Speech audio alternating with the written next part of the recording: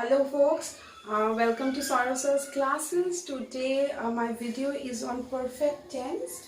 Okay, so I'm going to quickly share with you the various uses of perfect tense. Now what exactly is tense? If you've seen one or two of my videos, the previous videos, where I have discussed about the tenses, like the three basic tenses, past, present and future. Today I'm going to discuss about perfect tense. Now what is the work of a perfect tense in a sentence? Tense is the time word of a sentence, right? It shows the time the action is taking place. Now here, perfect tense, when do we use it? When we are trying to have, or when we are planning to discuss about an action of the ongoing time period. Okay, so if you're planning to discuss about an action of the ongoing time period, that's when we use the perfect tense. It shows, or it talks about a finished action, an action that has just got over, and it shows the result. So this is one tense that shows result, is the first thing that it shows. The second one is, if you are trying to discuss about an action of the ongoing time period, to discuss an action of the ongoing time period. So these are the theoretical usage of perfect tense. To show result of an action that has come to an end, it will not start now, not immediately now. And this is also used to discuss about an action of the ongoing time period. Okay, so now I hope the concept, the theoretical concept of the uses of perfect tense is clear to you. Now we'll move on to examples.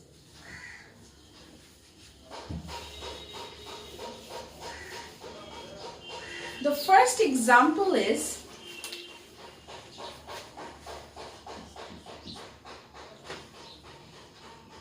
Arthur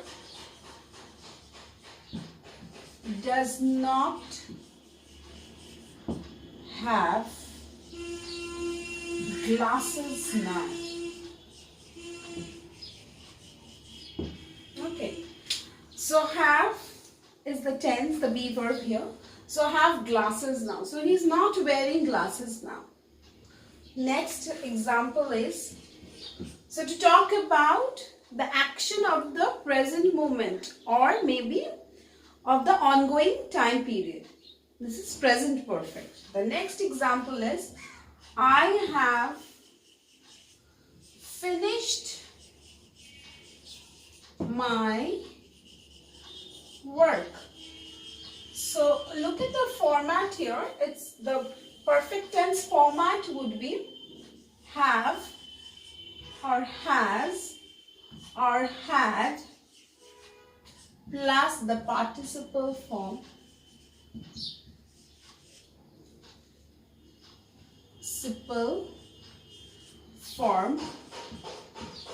of the verb in context.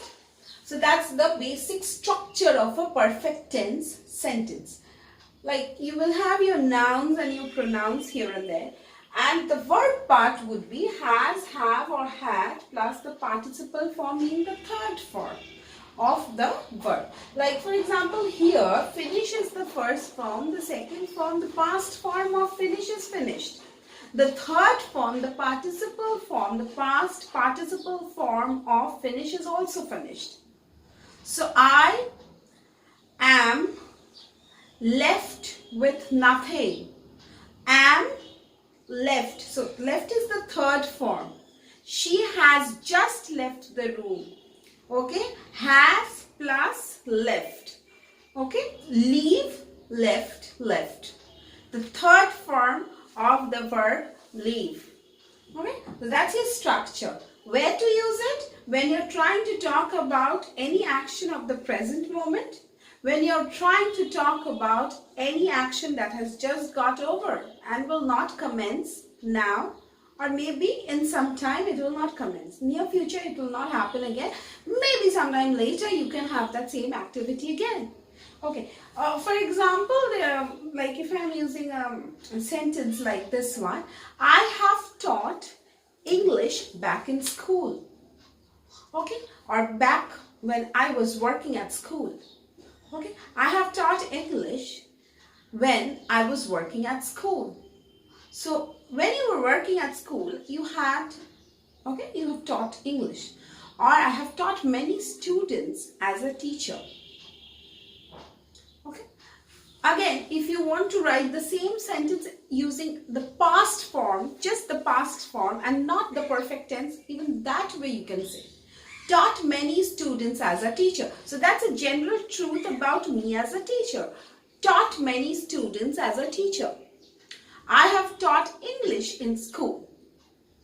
Okay, talking about one specific subject that you had taught when you were working probably somewhere else. So that's how you use perfect tense in your sentence. I hope it is clear. Now, if had, okay, I had written a letter to the governor last year and I'm still awaiting a reply. And for example, right, so something that you've done a long time back is had plus ed. Okay, and I wrote a letter 10 years back is simple past tense. Maybe a few months back would be had plus ed, or third form of the verb in context. So I had written a letter to the governor last year and I'm still awaiting a reply. Okay, so had could be used to talk about an action of the past which has come to an end, and not a general thing but one specific activity that has come to an end. I hope that's clear. Now we will talk about, so let me know if you are not following the video. Okay, now we'll talk about, I have already told you the uses of perfect tense. Now we are going to talk about perfect continuous tense here in the second section of the video. Now, why am I doing this with perfect tense? Because that will give you a better idea as to the difference between the two tenses. Like perfect tense is used only to show result. This tense is used to show duration. First is duration. Second is I'll just explain what duration is to you here. To talk about an action that will continue for some time. Okay, so basically it's a detailed way of saying duration. So duration to show something that has started maybe a long time back or immediately and it will continue for some time. So this tense is also used to talk about action of the ongoing time period and an action that will continue for some time. What is the structure of this kind of sentence or this kind of tense? Has, have, had, been plus ing. Okay. He has been playing since morning. It has been raining for 6 hours now. Okay. So, and in future tense, you can, if you have to use this this thing, You can simply, though it's a very obsolete use, both like future perfect tense and future perfect continuous tenses are no longer used. It's no longer there in practice. People do not use it in spoken English. But still, I will let you know, like shall have been playing, will have been playing, and that's your perfect continuous form. And simple perfect would be will have played. Okay, maybe next week by this time he will have played his 10th match. Okay, he will have been playing his 10th match, meaning talking about the entire duration of the match that he will be playing. There will be a beginning point and an end point. The entire course, the duration of the match will be, if you are trying to talk about the entire duration of the match, then you can use this tense. Now, two things that we often use, two prepositions that we often use with this kind of tense is, first one is since and the second one is for. For shows the total time the entire action is taking place, the entire duration of the time the action is taking place.